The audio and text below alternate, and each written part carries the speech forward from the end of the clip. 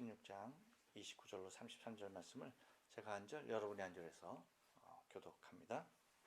제자들이 말하되 지금은 밝히 말씀하시고 아무 비사도 하지 아니하시니 우리가 지금에야 주께서 모든 것을 아시고 또 사람의 물음을 들으시지 않는 줄 아나이다. 이로써 하나님께로서 나오심을 우리가 믿사나이다. 예수께서 대답하시되 이제는 너희가 믿느냐? 보라 너희가 각각 제 것으로 흩어지고 나를 혼자 둘 때가 오나니 벌써 왔도다. 그러나 내가 혼자 있는 것이 아니라 아버지께서 나와 함께 계시느니라. 같이 읽습니다. 이것을 너희에게 이름은 너희로 내 안에서 평안을 누리게 하려 함이라. 세상에서는 너희가 환난을 당하나 담대하라 내가 세상을 이겼노라 하시니라. 아멘.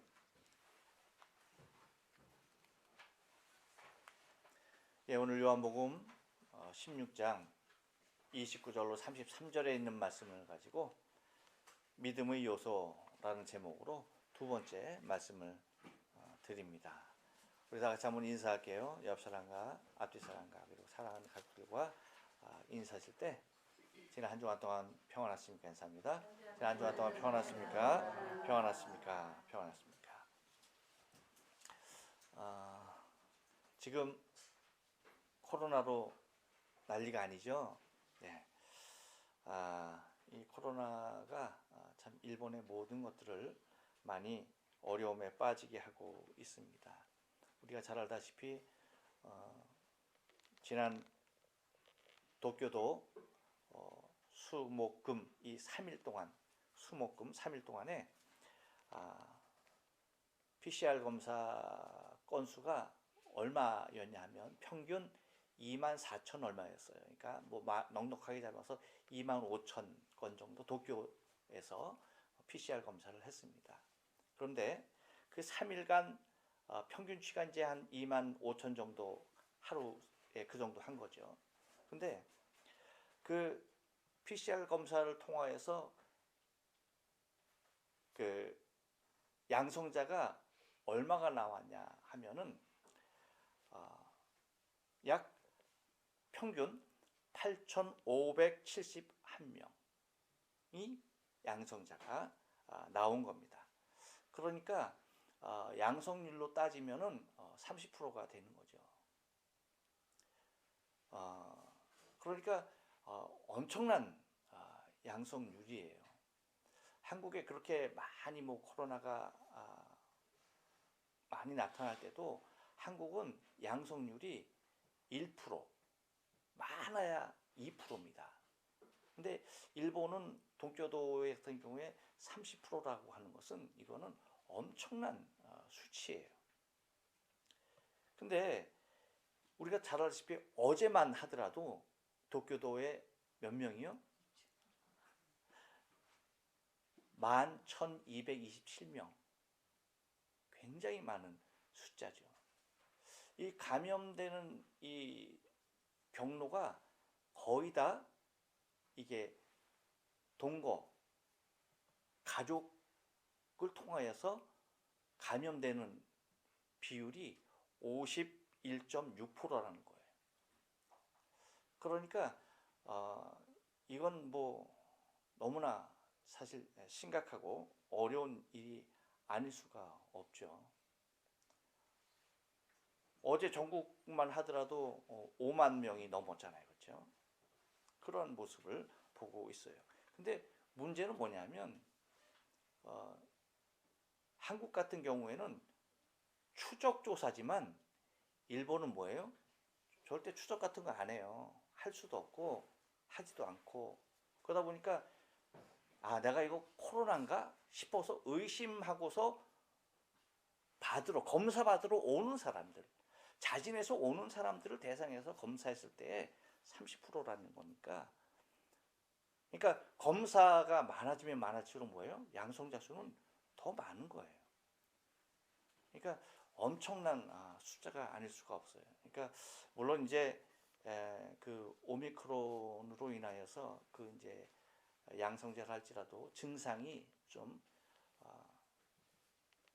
경화되었다라고 하는 것이 좀 마음이 놓이긴 하지만 그래도 우리 신체 건강에는 치명적일 수가 있기 때문에 우리가 조심하지 아니하면 안 된다는 것이죠.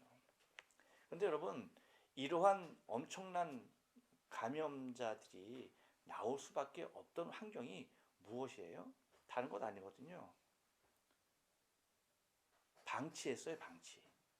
방치하다 보니까 이 숫자가 계속 늘어난 거죠. 그러니까 이제 잘 알다시피 올림픽을 통하여서, 그렇죠? 올림픽을 해야 되겠고, 올림픽 안 하면 뭐 천문학적인 빚더미에 앉게 되고, 어떻게든지 올림픽을 치러야 하는 그러한 상황에서 사실 하지 말았으면 딱 좋았을 텐데, 그것을 하려다 보니까 숫자가 많이 나오면 안 되는 거죠. 그러니까 거기에서부터 시작된 것이 또 여러분 총선이 있었잖아요. 그 총선으로 말미암아서 또 이제 정권을 다시 잡아야 하니까 그 선거 기간 여러분 또 어땠습니까? 기가 막히잖아요. 뭐 몇몇 가지도 내려가요. 뭐 몇십 명까지도, 그렇죠? 이게 말이 안 되는 거거든요. 그러면서 하는 말이 뭐 일본이 뭐 특별한 유전자 어쩌고 저쩌고. 여러분, 이게 검사만 하면 얼마든지 그때 없었던 것이 아니죠. 그때 없었던 것이 갑자기 나타난 것이 아니죠. 이제 뭐 기회는 생겼다 싶으니까 이제 이렇게 검사를 무료화해서 검사하게 되어지죠. 무엇 때문에?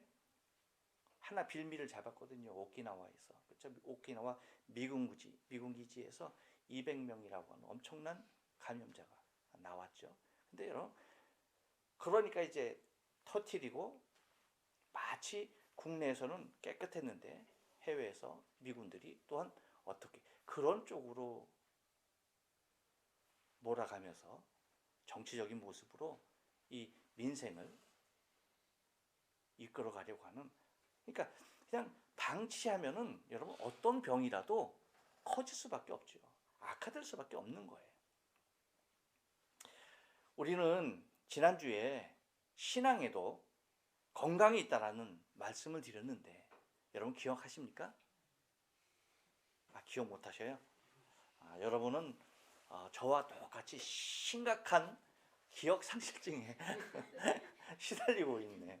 여러분, 이 신앙에도 건강이 있어요, 건강이. 그러니까 병약한 육체로는 자신의 몸을 가누기도 어려운 상황이 될 수밖에 없는 것이죠. 그러니까 그런 몸으로는, 병약한 몸으로는, 자신의 몸조차 가눌 수 없는 그 몸으로는 자기에게 주어진 어떠한 일도 감당하기가 힘들 수밖에 없다라고 하는 것입니다. 마찬가지로 여러분, 우리 신앙생활에서도, 우리 신앙에도 만약에 병약한 신앙이라고 한다면 나 자신의 영혼 하나조차도 제대로 서 있기가 쉬운 일이 아닐 수밖에 없다는 것입니다. 곧 자신의 영혼 돌보기도 힘들 뿐더러 주님께서 주신 사명을 감당한다, 아니면 복음을 증거한다, 누군가를 섬긴다, 이거는 당연히 더 힘들어질 수밖에 없는 일이라고 할 수밖에 없는 것입니다. 여러분, 누구나 한때 건강을 잃을 수는 있어요. 그렇죠? 어떤 계기로 건강을 한때 잃을 수도 있어요. 하지만 속히 뭐예요? 회복시켜야죠. 빨리 회복해야죠. 그래서 빨리 회복해야 할 이유가 뭐냐면 그 병을 빨리 회복하지 아니하고 그냥 방치하고 가만히 두면 어떡합니까?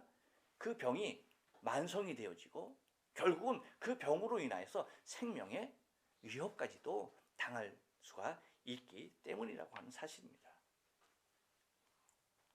그러므로 마찬가지로 우리의 신앙에 있어서도 이러한 심각한 상태가 이르지 아니하도록 우리의 영적인 건강의 상태를 항상 체크하면서 귀한 영양을 공급하면서 나가야 하는 것입니다. 이것은 너나 할 것 없이 누구나에게나 이러한 영적인 병 또한 올 수 있기 때문에 그것을 빨리 퇴치하는 것이 무엇보다도 중요하다는 것입니다. 아무리 강한 신앙이라 할지라도 여러분 누구나 위기적인 상황은 올 수 있다는 것을 우리가 염두에 두어야 돼요. 나는 건강하니까 나는 뭐 괜찮아, 이게 아니라는 겁니다. 그래서 여러분 많은 사람들이, 현대인들이 요즘 그 건강을 위해서 여러 가지 보조식품들을 섭취하죠. 영양제를 섭취하죠. 왜요?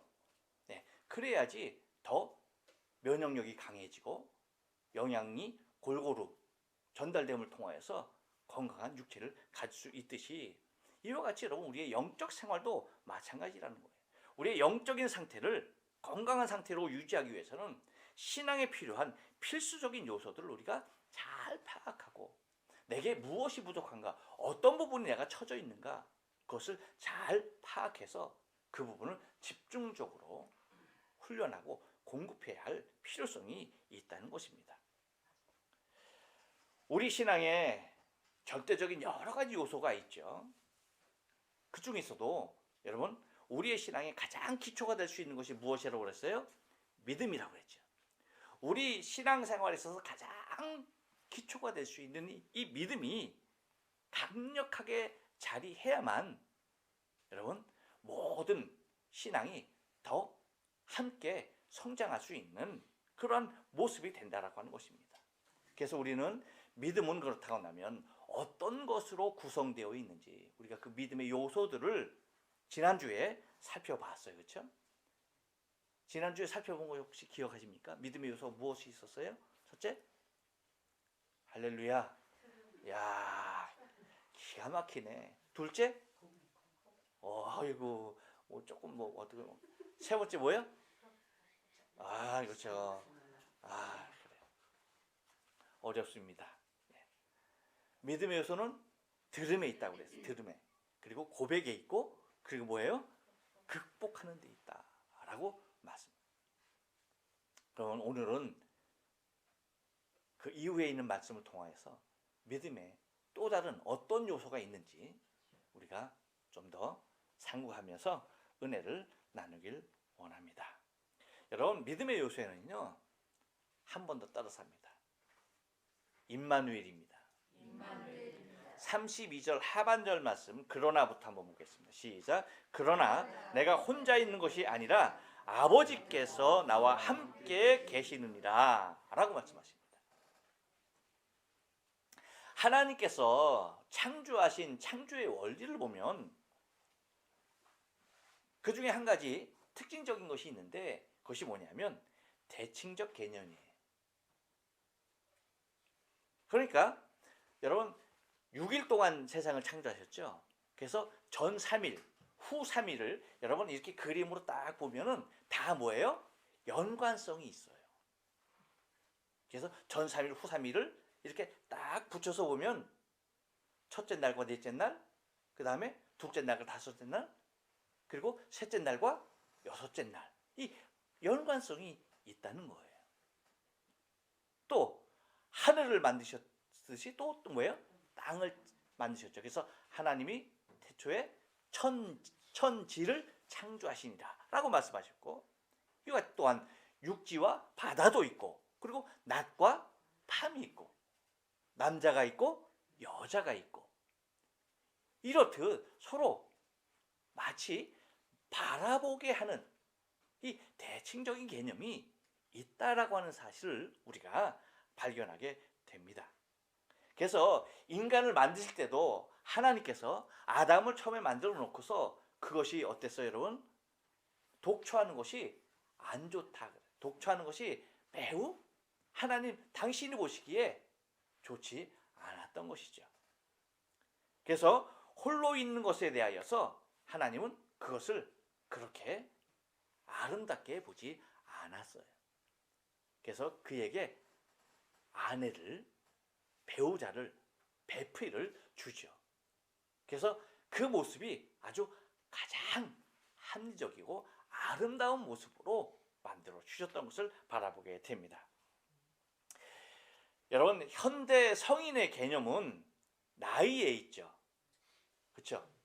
그래서 일본은 특히 1월 둘째 주 월요일, 그렇죠? 1월 둘째 주 월요일이 무슨 날? 성인의 날. 성인의 날로 공휴일이 되는 것을 바라보게 되어지죠. 은나 성인 됐어? 아직 안 됐어? 그렇구나. 아니, 아직 코도 모네? 그래. 키는 다 컸는데. 근데 여러분, 우리 조상님들의 성인의 개념은 달랐어요. 근데 생각하면 생각할수록 참 멋있던 것 같아. 옛날 우리 조상님들의 성인의 개념은 나이가 아니었어요. 아시죠? 무엇이었습니까? 배우자였어요. 배우자. 아무리 나이가 많아도 결혼하지 않으면 뭐예요? 얼라야 얼라. 하지만 아무리 조그마한 얼라를 할지라도 결혼하면 배우자를 얻으면 어떻게 돼요? 상투를 올리는 거예요. 머리를 따는 거예요. 그래서 어른이 되는 겁니다. 이와 같이 우리 조상님들의 성인의 개념은 나이가 아니었고 배우자였던 것을 바라보게 되었죠. 그러니까 혼자 있는 것에 대하여서 우리 조상님들도 아예 혼자 있는 것은 사람 취급, 성인 취급도 하지 않았던 것이죠. 여러분, 인간에게 있어서 독초하는 것이 슬픈 일로 많이 묘사가 되어 있는데, 그 중에 여러분 우리가 잘 알다시피 고구려 류왕이 썼던 황조가 잘 알잖아요. 혹시 여러분 외우시고 계십니까? 저도 다 외웠는데 힘들대. 펄펄 나는 저 개꼬리 암수서로 정답구나. 그 다음에 뭐예요? 외로울사 이내 몸은 니와 함께 돌아갈 거라고 하는 거죠. 꾀꼬리 두 마리가 저렇게 암수가 저렇게 정답고 한데 뭐예요? 나는 홀로 외로운 거야. 누구와 함께 돌아갈까? 그 모습이죠. 제가 좋아하는 노래 중에 변지선 씨의 노래가 있잖아요. 뭐예요? 이 정도 하면 나와야 되는데. 이별은 두렵지 않아. 눈물은 참을 수 있어. 그렇죠? 하지만 홀로 된다는 것이 나를 슬프게 해. 이렇게 혼자 된다는 것이 여러분 얼마나 고독하고 어려운 일이지 아닌지 모른다는 거예요. 그래서 여러분 하나님께서 매우 국률한으로 바라보는 대상이 뭐예요? 고아와 가부라는 것이 달래 그런 것이 아니에요. 그렇게 홀로 있는 그 모습을 하나님은 매우 안타깝게 여기신다는 것입니다. 그런데 오늘 이 말씀을 통하여서 우리가 바라볼 수 있는 것은 제자들이 곧 이제 맞이하게 될 제자들의 모습은 뭐예요? 제각기 흩어지는, 그래서 철저히 혼자 되는 그러한 상황의 것들을 주님께서 말씀하신 겁니다. 곧 홀로 있는 제자들의 모습은 최악의 상황으로 내몰리고야 마는 것입니다. 반면 제자들의 버림을 받고 홀로 남은 주님의 모습은 여러분 어떻습니까?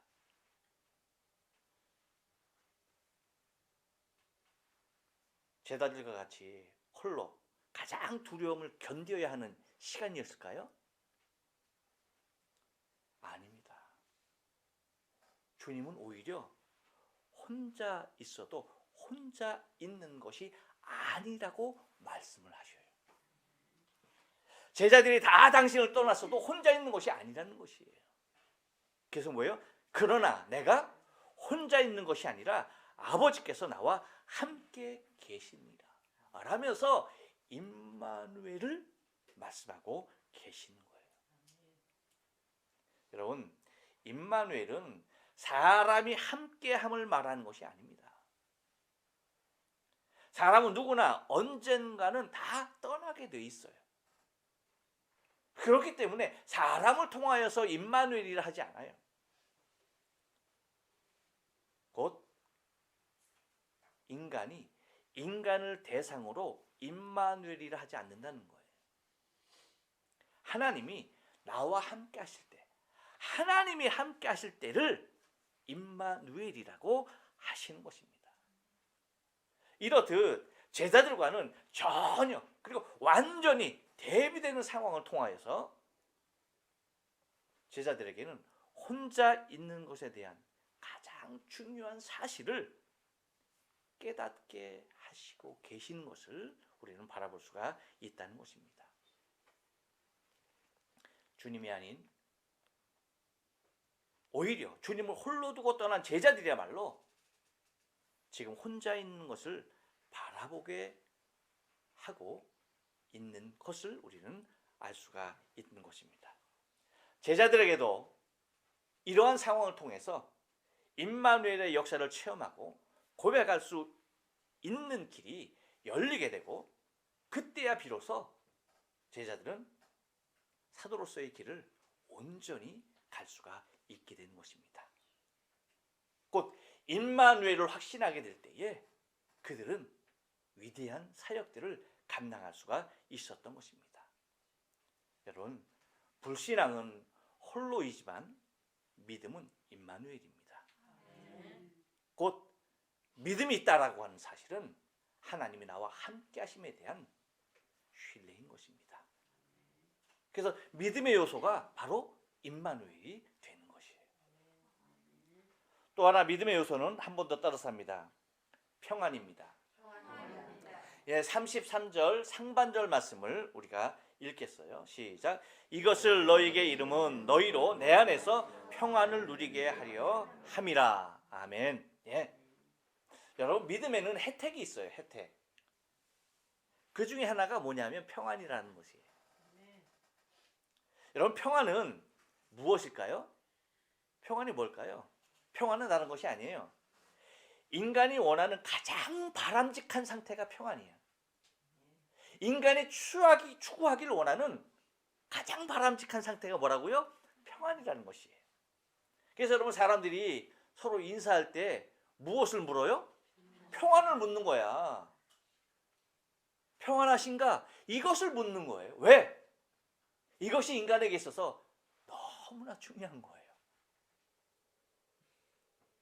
그러니까 인간이 가장 바람직한 상태에 있기를 원하는 그런 갈망이 누구나 있는 거예요. 그렇기 때문에 인사 자체가 뭐예요? 그 평안을, 그 사람의 평안을 묻는 것이 인사가 되는 모습이라는 것입니다. 근데 여러분, 세상이 아무리 악하고 위험하고, 아니 전쟁 중에 있다 할지라도 가장 평화로운 모습은 무슨 모습일까요? 어머니의 품 안에 있는 아기의 모습이죠. 그렇지 않습니까? 이것은 엄청난 일이에요. 어떠한 한파가 오거나 어떠한 코로나가 오거나, 그렇죠? 상관이 없는 거예요. 총알이 빗발치는 전쟁터를 할지라도 어머니의 품 안에 있는 아기는 세상에서 가장 평안한 것입니다. 이 평안은 그 누구도 무엇으로도 빼앗을 수 없는 어미의 품에 있는 아기의 특권이죠. 어머니의 품에서만 누리고 느낄 수 있는 특권이라는 사실이에요. 어미의 품에 있는 한 그 어떠한 폭풍도, 어떠한 지진도, 어떠한 코로나, 그 무엇이라 할지라도 이 아기의 평안을 빼앗길 수 없다는 것입니다. 이유가 뭡니까, 여러분? 어머니가 강했을까요? 아닙니다. 절대 그렇지 않아요. 물론 그런 말 있죠.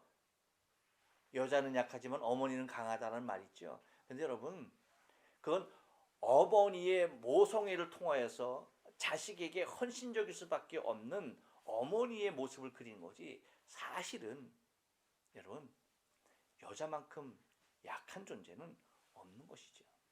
더군다나 전쟁에서 가장 약자가 누굽니까? 여자입니다. 어머니예요. 폭풍과 지진에서도, 자연재해에서도 마찬가지예요. 가장 약자가 여인입니다. 사회가 아무리 발달했어도 어미의 모습은 결코 강자로 자리하지 않습니다. 단지 어머니의 강함과 약함에 상관없이 그 품 안에 있으면 느낄 수 있는 절대적인 개념이 평안이라는 거예요. 어머니가 강하든 약하든 아무런 상관이 없어요. 그렇죠? 어머니가 부자든 가난하든 상관이 있어요? 없어요? 없어요. 오직 어머니의 품 안에 있는 아기는 그 누가 됐든지 가장 평안한 상태인 것입니다. 그런데 바로 믿음이 이와 같다는 거예요. 무슨 말인지 이해하시겠습니까? 바로 믿음이 이와 같다는 거예요. 믿음이 그 믿음을 갖고 있는 자들에게 주는 절대적인 혜택이 뭐냐? 평안이라는 거예요. 그래서 주님께서 말씀하시는 것이 이것을 너희에게 이름은 너희로 내 안에서 평안을 누리게 하려 함이라. 할렐루야. 믿음만이 우리에게 절대적 평안을 제공해 줄 수 있는 것입니다. 평안은 절대 소유에 있지 않아요. 믿음에 있는 것입니다. 만약에 평안이 내가 많이 가진 소유에 있다? 없으면 불안하다? 그거라고 한다면 여러분 말이 다르죠. 부자 관원이 있죠. 예수님한테 찾아오죠. 내가 무엇을 하여 영생을 얻겠습니까? 라고 얘기합니다. 그럴 때 계명을 지키라고 하죠. 내가 어려서부터 다 지켰다고 말합니다. 너에게 한 가지 그럼 부족한 것이 있는데 너의 재산을 팔아서 가난한 자에게 주고 나를 따르라고 말합니다. 그 관원이 어떻게 했을까요? 여러분 봐요. 누가복음 18장 23절에 이렇게 말씀해요. 그 사람이 큰 부자인 거로 이 말씀을 듣고 심히 뭐예요? 근심하더라. 심히 근심하더라. 소유가 없어서인가요? 아니에요. 오히려 많은 소유가 그로 하여금 근심을 더했다는 것입니다.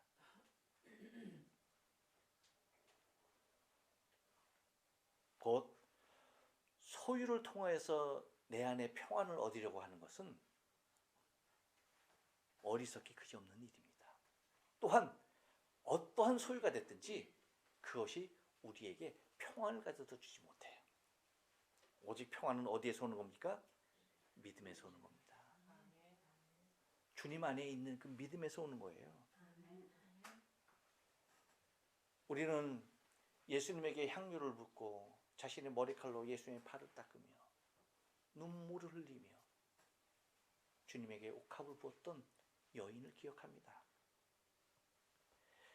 이 여인에게 예수님께서 하시는 말씀 여러분 한번 보실래요? 누가복음 7장 50절에서 이렇게 말씀하세요.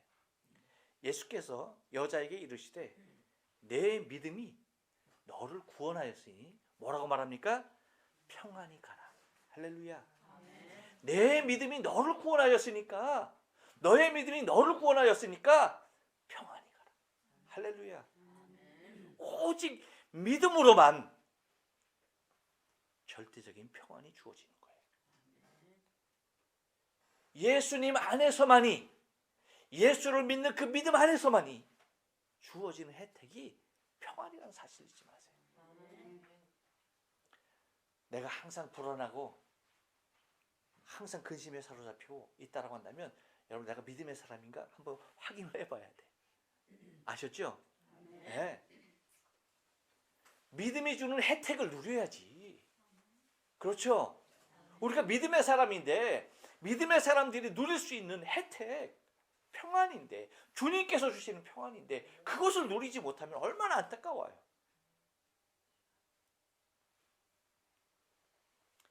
믿음의 또 다른 요소 하나는 한 번 더 따라서 합니다. 대가입니다. 예, 33절 중반절에 보면 이렇게 얘기해요. 세상에서는 너희가 환난을 당하나라고 얘기합니다. 세상에서 뭐 한다고요? 세상에서 부귀를 누리나? 아니죠. 세상에서 뭐 한다고요? 세상에서 환난을 당한다라고 말합니다. 여러분, 이와 같이 믿음에는 평안이라는 혜택도 우리에게 주어지기도 하지만 더 중요한 건 뭐예요? 항상 대가도 치러야 한다는 사실을 잊지 말아야 돼요. 믿음이 여러분 절대 그냥 간직되는 것이 아니에요. 우리는 믿음으로 구원은 거저 주어지죠. 그렇죠? 믿기만 하면 하나님께서 우리에게 구원을 주십니다. 그렇기 때문에 믿음으로 구원을 얻기 때문에 어떠한 값을 지불해서 얻는 것이 구원이 아니에요. 믿음으로 거저 주어지는 것이 구원이에요. 그런데 그 거저 주어지는 구원을 받는 그 믿음을 간직하기 위해서는 반드시 뭐예요? 대가를 치러야 한다는 거예요. 반드시 대가를 지불해야만이 내가 그 믿음을 간직할 수 있다는 거예요. 절대 그냥 믿음이 간직되는 것이 아니라는 사실이에요. 그러니까 믿습니다, 믿습니다, 믿습니다. 이걸로 여러분 우리의 믿음이 간직되는 것이 아니라는 거예요. 아셨습니까? 중요한 거예요. 환난이라고 하는, 세상에서 내가 당해야 할 환난이라고 하는 그 대가를 반드시 치러야만이 내 믿음이 간직되는 거예요. 내 안에. 왜일까요? 왜 믿음이 대가를 치러야만이 간직되는 것일까요? 이유가 뭐예요? 그것은 여러분 다른 데 있지 않아요. 세상의 이치가 다 그렇습니다. 여러분 한번 잘 생각해 보세요. 나에게 있어서 귀하면 귀한 것일수록 그것을 간직하기 위해서는 반드시 대가가 필요해요. 그래요, 안 그래요? 그렇습니다, 여러분. 귀하면 귀한 것일수록 그것을 내가 간직하기 위해서는 거기에 상응하는 엄청난 대가를 치러야 한다는 거예요. 무엇이 됐든 똑같습니다, 여러분. 일본 사람들 롤렉스 굉장히 좋아하죠. 롤렉스 시계. 그렇죠? 엄청 좋아하죠. 뭐 세상에나 무슨 뭔 놈의 시계가 그렇게 비싸? 뭐 상상을 초월해 상상을 초월해. 뭐 어긴없는 시계들이 있어. 근데 여러분 그 시계가 그것을 내가 계속 쓰고 간직하려면 어떻게 해야 되는지 아십니까? 그냥 가만히 두면 되는 줄 알아요? 천만의 말씀이에요. 나도 들었는데 그걸 갖다가 정기적으로 수리점에 가서 소지를 해야 된대. 근데 그 비용이 장난이 아니래. 웬만한 좋은 시계 사고도 남을 그런 비용들을 뭐예요?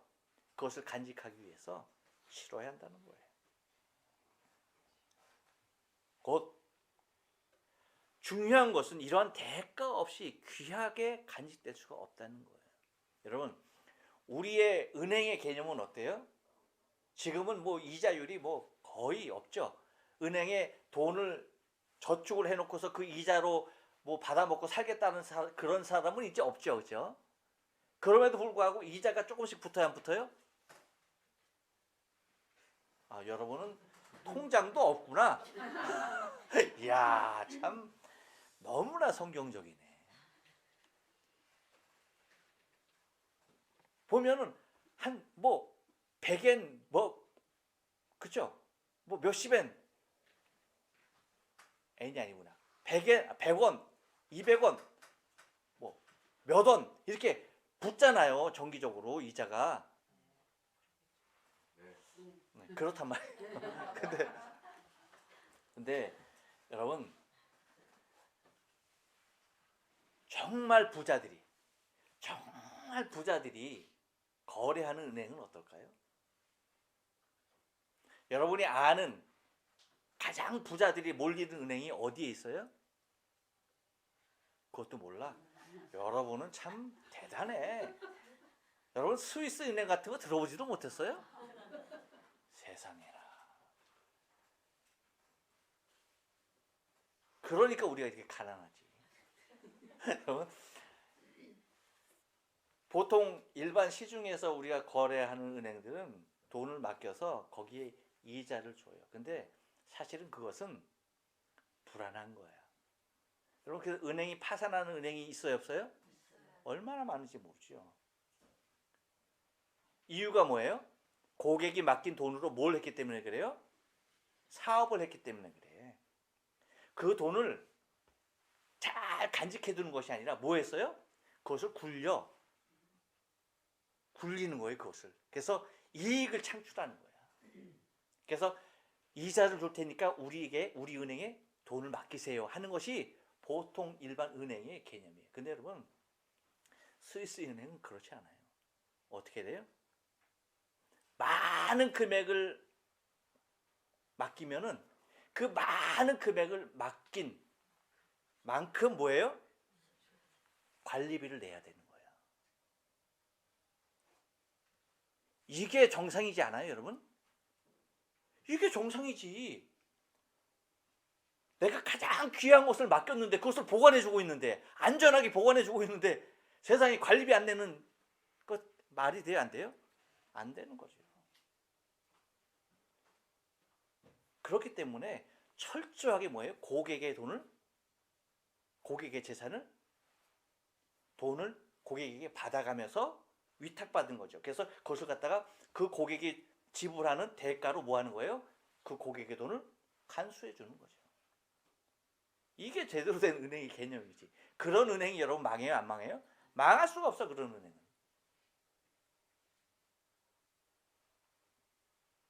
이렇듯 여러분, 내게 있어서 가장 귀한 것을 간직하기 위해서는 거기에 무엇이 필요하다? 반드시 대가를 지불해야 한다는 것이. 그렇다고 하면 여러분, 왜 우리는 엄청난 대가를 치르면서까지 이 믿음을 간직해야 될까요? 이유가 뭐예요? 이유는 다른 데 있지 않기 때문에. 오직 믿음만이 구원의 조건이기 때문에 그래요. 구원을 받을 수 있는 유일한 조건은 뭐예요? 믿음이기 때문에 그래요.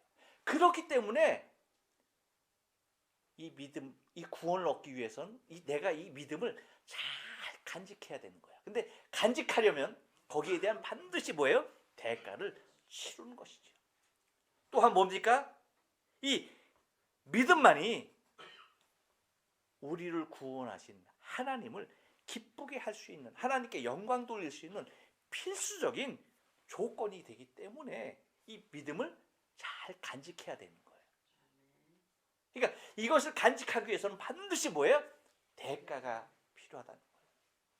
그래서 세상에서 당하는 여러 가지 환난들이 뭐예요? 나의 믿음을 간직하는데 치러야 하는 대가예요. 그것이 강하면 강할수록, 그것이 많으면 많을수록 뭐 하는 겁니까? 내 믿음은 뭐예요? 더 귀한 거야. 더 귀한 거예요. 이것을 절대 놓치면 안 돼.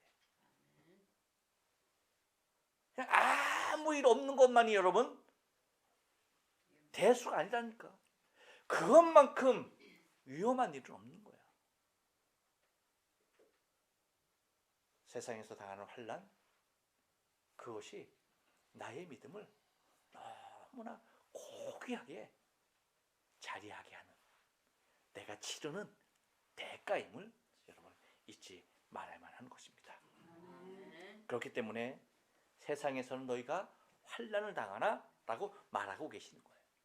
언제든지 환난이라고 하는 대가를 지불할 수 있게 되는 것입니다. 여기에 대하여 결코 우리에게는 두려움이 없어야 하는 것이에요. 결코 내가 대가를 지불하는 것에 대하여 아까워하지 말아야 한다는 것입니다. 그렇기 때문에 주님은 우리의 믿음을 보시려고 때로는 물질로, 때로는 건강으로, 때로는 예배로, 때로는 기도로, 때로는 환경으로, 때로는 순종하는 모습으로 우리의 믿음을 두드려 보시는 것입니다. 그래서 이런 것을 통하여서 우리 안에 더 고순도의 믿음을, 더 강력한 믿음을, 초강력한 믿음을 간직하게 하는 것입니다. 바라겠니 여러분? 세상을 향하여서 지불해야 할, 환난을 통해서 여러 가지 역경을 통해서 지불해야 할 대가를 결코 두려워하지 말아야 하는 것이에요. 믿음의 요새는 이러한 대가 지불이 반드시 있어야 한다는 사실입니다.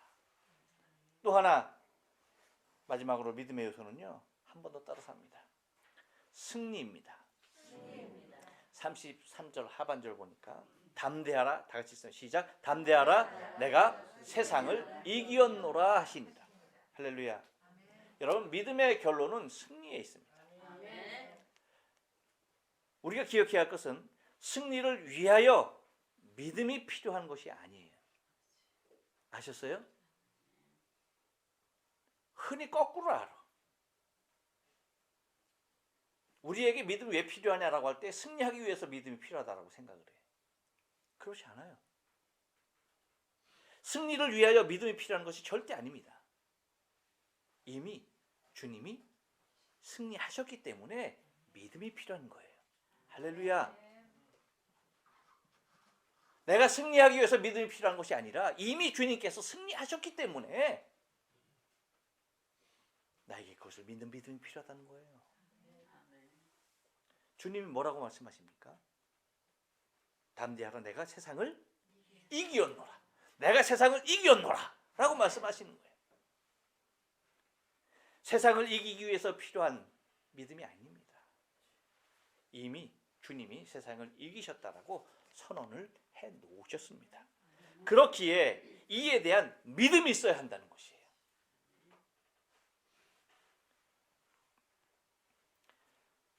그렇기 때문에 우리의 싸움은 승리를 위한 싸움이 아니라 승리 위에서 싸우는 것이기 때문에 절대 패할 수가 없는 전쟁이에요. 믿습니까? 절대 패할 수가 없는 거예요, 우리는. 주님은 이미 세상을 이기셨습니다. 그리고 죄악을 이기셨습니다. 그리고 원수 마귀 사탄을 이기셨습니다. 이것을 믿습니까? 할렐루야. 그렇기에 우리는 절대 패할 수 없는 싸움을 싸운다는 그 믿음이 있어야 되는 거예요. 내가 싸우는 싸움은 절대 패할 수 없다는 거예요. 할렐루야. 주님이 이미 승리하신 싸움이기 때문에 우리는 절대 패할 수가 없다는 사실입니다. 그래서 믿음의 결국은 승리가 되는 것입니다. 그렇게 여러분, 우리에게 있어서 이러한 강력한 믿음과 아울러 좋은 믿음을 잘 소유하고 있어야만이 하나님의 더 큰 영광을 드러내며 또한 마지막 때에 주의 거룩한 복음을 땅끝까지 증거하는 귀한 사역들을 우리는 잘 감당할 수 있게 되는 것입니다. 바라긴 여러분, 믿음의 이러한 중요한 요소들을 잘 깨달아서 주님이 칭찬하실 수 있는 귀한 믿음의 소유자들 되시기를 주님의 거룩하신 이름으로 축원합니다. 기도하십니다.